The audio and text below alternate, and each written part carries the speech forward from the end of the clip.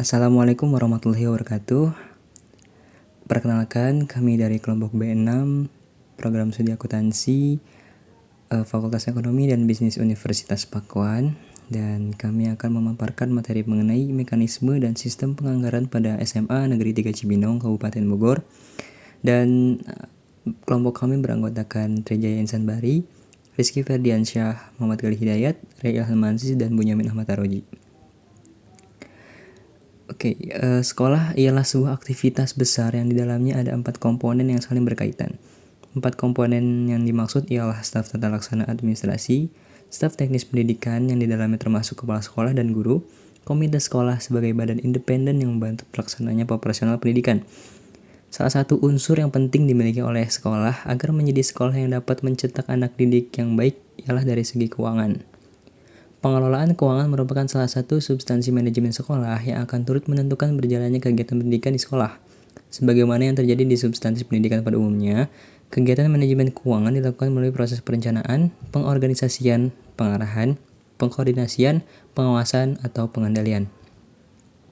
Pengelolaan keuangan secara umum sebenarnya telah dilakukan dengan baik oleh semua sekolah. Hanya saja kadar substansi pelaksanaannya yang beragam antar sekolah yang satu dengan yang lainnya.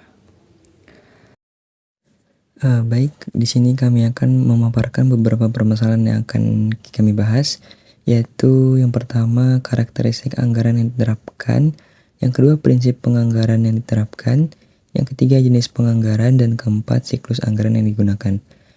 Dengan tujuan permasalahan tersebut ialah untuk mengetahui karakteristik, prinsip anggaran, jenis anggaran, dan siklus anggaran yang digunakan pada SMA Negeri 3 Cibinong. Karakteristik anggaran SMAN 3 Cibinong.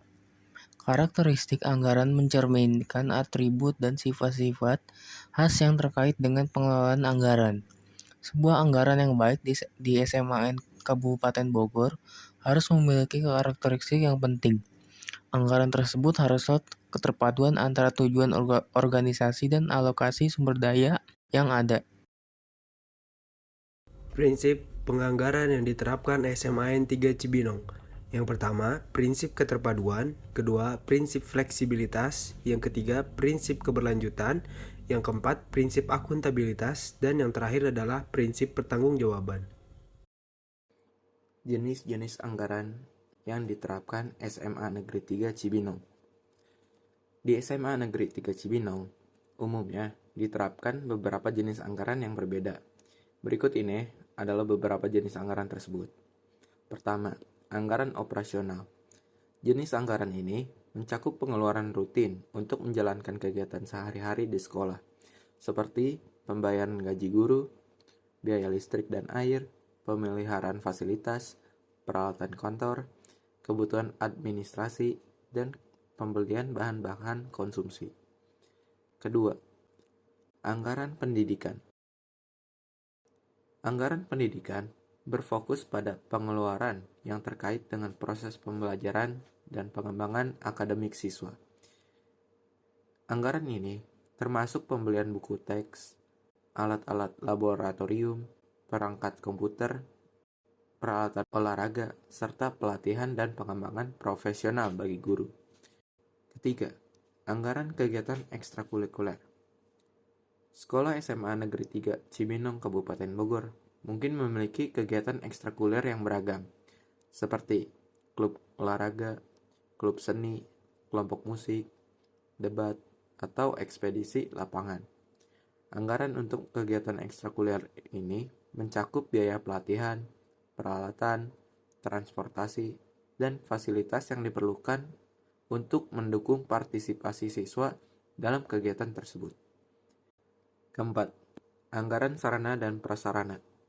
Anggaran ini dialokasikan untuk perawatan, perbaikan, dan pengembangan infrastruktur sekolah, seperti perbaikan gedung, pembangunan ruang kelas, perbaikan perpustakaan, pengadaan peralatan laboratorium, perbaikan fasilitas olahraga, dan pengembangan lingkungan belajar yang mendukung.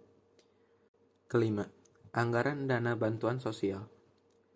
Beberapa siswa di SMA Kabupaten Bogor mungkin membutuhkan bantuan keuangan tambahan untuk mendukung biaya pendidikan mereka.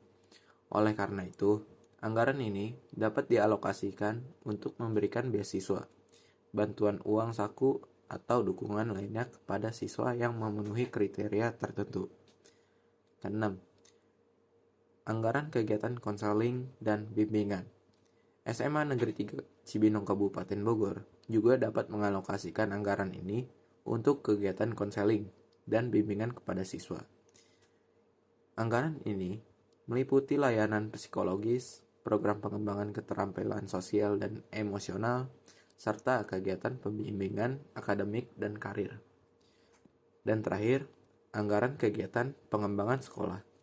Anggaran ini dapat digunakan untuk kegiatan pengembangan sekolah, seperti pelatihan dan workshop bagi staf, partisipasi dalam seminar, pengembangan kurikulum, dan meningkatkan kapasitas manajerial. Siklus anggaran yang digunakan SMAN 3 Cibinong. Siklus anggaran yang digunakan oleh Sekolah Menengah Atas Negeri 3 Cibinong di Kabupaten Bogor mencakup beberapa tahapan penting. Pertama, SMAN 3 Cibinong melakukan perencanaan anggaran dengan merencanakan pengeluaran dan pendapatan yang diperlukan untuk menjalankan kegiatan pendidikan. Hal ini melibatkan penentuan kebutuhan sumber daya manusia, infrastruktur, peralatan, dan program pendidikan yang sesuai dengan tujuan dan kebijakan sekolah. Setelah perencanaan, SMAN 3 Cibinong menyusun anggaran dengan memperinci alokasi dana untuk berbagai kegiatan dan program yang direncanakan. Proses penyusunan anggaran ini melibatkan estimasi biaya yang diperlukan untuk operasional sekolah, seperti gaji guru, biaya perawatan fasilitas, pembelian buku, serta kegiatan ekstrakurikuler. Selanjutnya, ada beberapa teknik penganggaran yang digunakan di SMAN 3 Cibinong. Yang pertama ada anggaran berbasis aktivitas. Teknik ini melibatkan identifikasi dan perkiraan biaya berdasarkan aktivitas yang dilakukan di sekolah. Yang kedua ada anggaran nol berbasis kinerja. Dalam teknik ini, setiap kegiatan atau program harus dijustifikasi secara terpisah dan mendapatkan persetujuan berdasarkan kinerja yang diharapkan dan manfaatnya. Yang ketiga ada anggaran fleksibel. Teknik penganggaran ini memberikan fleksibilitas kepada sekolah dalam menggunakan dana mereka. Nah, yang terakhir ada anggaran partisipatif. Dalam pendekatan ini, sekolah melibatkan berbagai pemangku kepentingan, termasuk guru, staf, siswa, dan orang tua, dalam proses perencanaan dan penganggaran. Nah, dari materi yang telah kami sampaikan, maka kami menyimpulkan bahwa dalam menyusun penganggaran untuk SMAN negeri di Kabupaten Bogor perlu diperhatikan beberapa hal penting. Yang pertama, peningkatan kualitas pendidikan harus menjadi fokus utama dengan pengalokasian anggaran untuk pelatihan guru, sumber belajar yang berkualitas, dan pengembangan kurikulum yang relevan. Yang kedua, fasilitas dan infrastruktur sekolah perlu diperbaiki dan ditingkatkan agar dapat mendukung proses pembelajaran yang efektif. Yang ketiga, ada kesejahteraan guru dan staf pendukung juga harus menjadi prioritas dengan peningkatan gaji, pelatihan, dan fasilitas kesehatan yang memadai.